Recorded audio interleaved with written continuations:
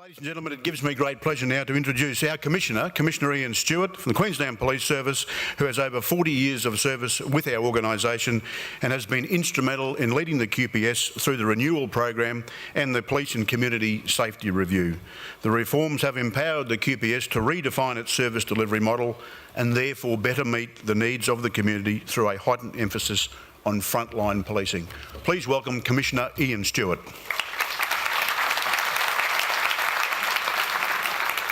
Thanks, Mark, but I want everyone to know I started when I was 12. Good morning, everyone. Isn't this just terrific to see such a wonderful crowd here and a record-breaking crowd, if Mark's got that right. I too wish to acknowledge the traditional owners of this land, the Turrbal and Jagera people who lived in this area of Brisbane and both on the north and south sides of the river. What a wonderful welcome to country. That was just terrific. And Jeff, if you can hear me, on behalf of all of us, thank you. What a wonderful, and he's right here hiding away. What a wonderful talent, and how proud are we to see a young, proud Indigenous man with such a talent as we've just seen on display. So please, would you join with me in thanking him again?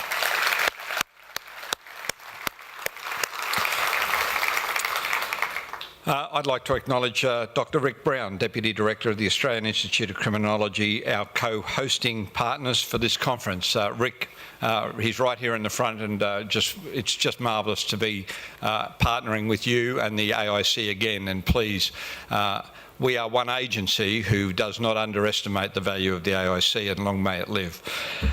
Can I acknowledge Deputy Commissioner Peter Martin from our organisation, Assistant Commissioner Paul Stewart and Assistant Commissioner Paul Taylor from our organisation, both who are here. To our wonderful MC, Mark Platt. No problems, just don't stuff it up, Mark. And although not here today, she's coming tomorrow. I particularly want to acknowledge Rosie Batty, the 2015 Australian of the Year. It's wonderful that she is coming to this conference, and for those of you who've never heard her speak, I can absolutely guarantee you're in for a great treat. Can I welcome also Chief Rob Davis of the Lethbridge Police Service, Ottawa, Canada. In 2010, Rob hosted one of our inspectors, Les Bullis, at the Six Nations Police in Ontario. The learnings from that experience have translated in some very meaningful Indigenous community policing strategies for Queensland. It's great to be able to return the hospitality that was shown by Rob to our people, and it's wonderful to have him with us for this conference.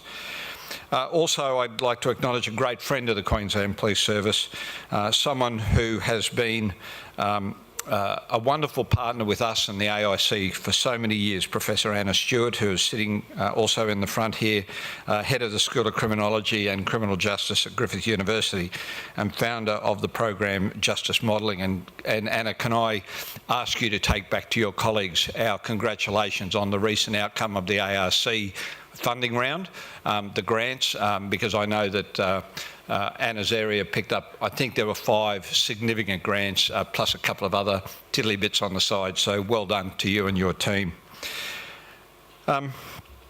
I'd also like to welcome to Queensland Professor Kate Bowers of the Department of Security and Crime Science, the University College of London, and also can I acknowledge particularly the President of Neighbourhood Watch Australasia, Bernie Durkin, who's here. He's also joined by some of the board and staff members of Neighbourhood Watch Australasia. And can I particularly acknowledge Ingrid Stonehill. Ingrid, are you in the audience at the moment? She's hiding way over the side. Thanks, Ingrid, for all that you do. The QPS hosted the Neighbourhood Watch Australasia AGM yesterday, and it's great to see the board and many of the jurisdictional members are in the audience today, and some of them are going to present. And if you follow me on social media, on Twitter, you'll notice that last night I had the pleasure of attending the 10th anniversary dinner of Neighbourhood Watch Australasia. Now, some of you will be confused. Neighbourhood Watch has been around forever, and it has been for a couple of decades, in fact about 3. But Neighbourhood Watch Australasia only came into being about 10 years ago, and last night was the celebratory dinner, and it was an absolutely top night. To all of the senior police officers in the room visiting from your various jurisdictions, welcome. To all of my colleagues in the Queensland Police, and I know that we've got a large number here today, thank you for being part of this. It's a learning opportunity, and it's wonderful to see so many of you taking the time to come and participate in what I think is one of the most important conferences that is held each year. And can I particularly acknowledge the AIC staff, to all of the delegates and particularly the presenters. Don't be nervous, it's always easy to get up here and tell your tales. So I wish you, every one of you, a great conference. And while I'm doing that, I did mention that I'm a Twitterati fan. So I'm going to take a photo of you so I can tweet it straight after this. So if any of you have told the boss you're somewhere else, duck now. That'll be the go.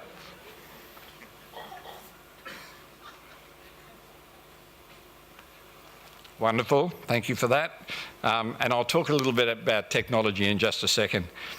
15 years ago, when talking of effective crime prevention and safer community strategies, we would have thought of things such as letterbox drops, brochures, reporting suspicious behaviour by phone to police or attending a police station, not to mention carrying enough change for your local phone box. Has anyone seen a local phone box lately?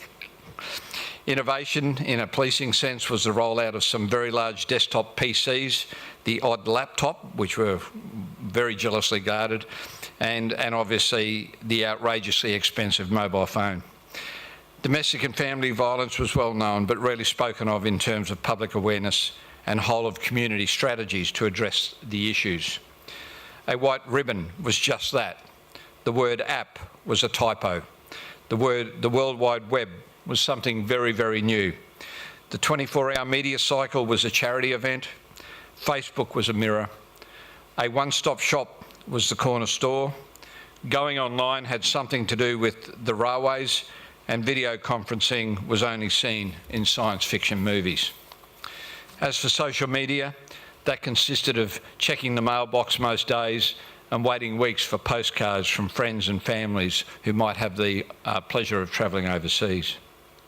Fast forward to today, the traditional problems linked to crime prevention and safer communities still exist, such as domestic and family violence, alcohol and drug-related matters, and criminals preying on the vulnerable members of our communities.